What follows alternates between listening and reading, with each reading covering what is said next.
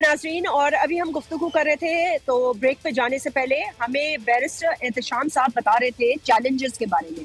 अगर चैलेंजेस की फहरिस्त बनाना शुरू करें तो यहाँ से वहां तक एक लंबी फहरिस्त होगी। और पता नहीं क्यों मुर्तज़ा साहब ये कह रहे थे कि बहुत मुझे इस बात पर खुशी होनी चाहिए कि डिफॉल्ट से भैया आई एम वेरी हैप्पी, लेकिन फिर मैं वही ये कह रही हूँ कि हमारा बेंचमार्क अगर अब ये हो गया है तो फिर हम इसका मतलब है पस्ती की तरफ ही जा रहे हैं। सेनेटर एजाज चौधरी साहब ने हमें ज्वाइन किया, तहरीक इंसाफ की सीनियर मेंबर है। बहुत बहुत शुक्रिया। एजाज चौधरी साहब कैसे हैं आप, खैरियत से? जी मैं ठीक हूँ जी, आप खैरियत से हैं? बहुत बहुत शुक्र, शुक्र अल्लाह का शुक्र। सेनेटर साहब ये बताइएगा, ये हाल ही में जो बयानात का एक तसलसल आया, ये जो इंटरव्यू आया, इसके बाद हमने देखा खान साहब ने ट्वीट भी की, उन्होंने अपना मौक़िफ़ भी दिया। वो तो इंटरनल इंक्वायरी की बात कर रहे हैं, लेकिन ऐसा कुछ भी नहीं होता, इंक्वायरी तो नहीं होती। लेकिन आपको लगता है कि इस चीज से जो आपका मौक़िफ़ था, जिसके ऊपर ऑपोजिशन हंस रही थी या दूसरे लोग कह रहे थे कि ये तो ऐसे ही कह रहे हैं, हमने एक आईनी काम किया, हमने वोट ऑफ कॉन्फिडेंस लेके आए, हम हमारे साथ तो कोई भी नहीं था, हमारे आगे भी कोई नहीं था, हमारे पीछे भी कोई नहीं था, तो अब तो I think it's absolutely clear कि क्या हुआ है। जी बहुत शुक्रिया जैस्मीन। आपको याद होगा कि साइफर के सामने आने के बाद और हुसैन हक्कानी की इन्वॉल्वमेंट वाजे होने के बाद उसी वक्त ये बात तकरीबन पाकिस्तान की इंटेलिजेंसिया और ओवरवेलमिंग मेजॉरिटी को समझ आ गई थी कि पाकिस्तान में एक मुदाखलत हुई है। फिर जब नेशनल सिक्योरिटी काउंसिल की दूसरी मीटिंग हुई, जब वजीर आजम शहबाज शरीफ थे, तो उन्होंने भी इस बात को कंफर्म किया कि मुदाखलत हुई है। अलबत्ता उसके बाद आपने देखा कि मौक़िफ़ जो है वो एस्टेब्लिशमेंट ने भी तब्दील किया, और जो हुकूमत उस वक्त आई थी उसने तो मैं ना मानूंगी जो है वो रट लगा दी। अलबत्ता जिस बयान का आप तज़किरा कर रही हैं उसमें तो तकरीबन बात वाज़े हो गई है, यानी कोई शक व शुबे की बात ही नहीं रही। अगर कोई शक व शुबा है तो फिर इसकी तहकीक हो जानी चाहिए कि जिस सीनियर जर्नलिस्ट को वो इंटरव्यू दिया गया उन्होंने गलत बयानी से तो काम नहीं लिया, लेकिन कोई तरदीद इसकी नहीं आई, जिसका मफहूम और मतलब बिल्कुल वाज़े है कि उन्होंने जो कुछ कहा वो वैसा ही है और वैसा ही रिपोर्ट हुआ। अब मैंने तो कल सवाल उठाया था कि क्या हमारे मुल्क के अंदर कोई ऐसा कानून है, क्या हमारी फोर्सेस के अंदर कोई ऐसा कानून या मैकेनिज्म है कि ऐसी किसी बात को कोई चेक कर सके और कोई इसके ऊपर डिसिप्लिन लागू हो सके या इसकी कोई अकाउंटेबिलिटी हो सके। तो मैं नहीं समझता। पाकिस्तान के अंदर तो बड़ी बड़ी मुदाखलतें हुई हैं, हमने गुज़श्ता 75 बरस के अंदर एस्टेब्लिशमेंट को मुतअद्दिद बार दखील होते हुए देखा और कोई नतीजा उसका हमने कभी भी बरामद होते हुए नहीं देखा।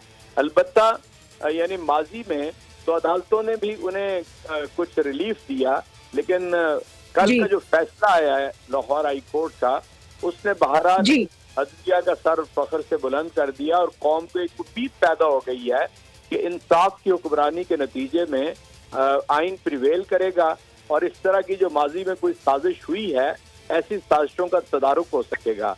वैसे जैस्मीन, मैं आपसे एक बात अर्ज करता हूँ, 75 बरस में जो कुछ होता रहा है इन 10 माह में वो नहीं, लोग पाकिस्तान में क्यों नहीं मानते कि भाई ये अब नहीं हो सकता, इसलिए कि एस्टेब्लिशमेंट दूसरी तरफ खड़ी है।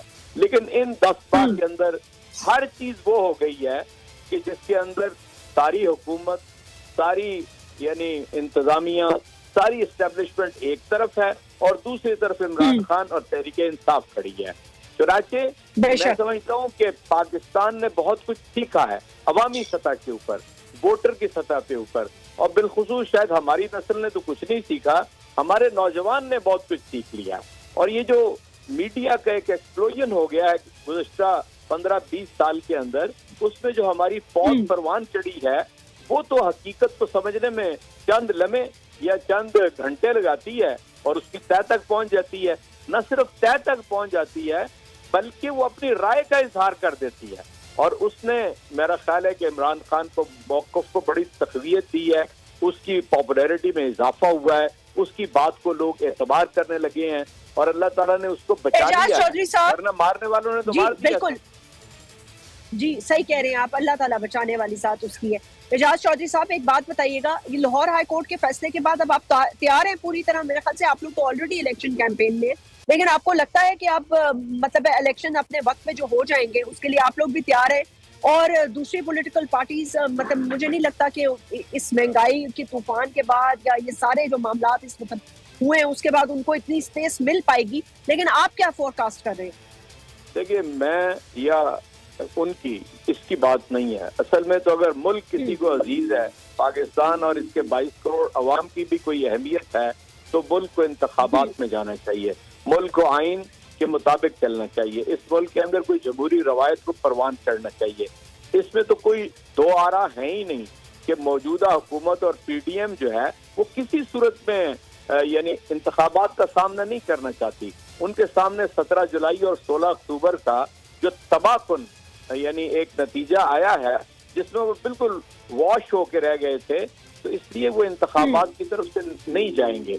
अलबत्ता इस फैसले का जो अदलिया ने दिया इसका सामना भी वो नहीं कर सकते।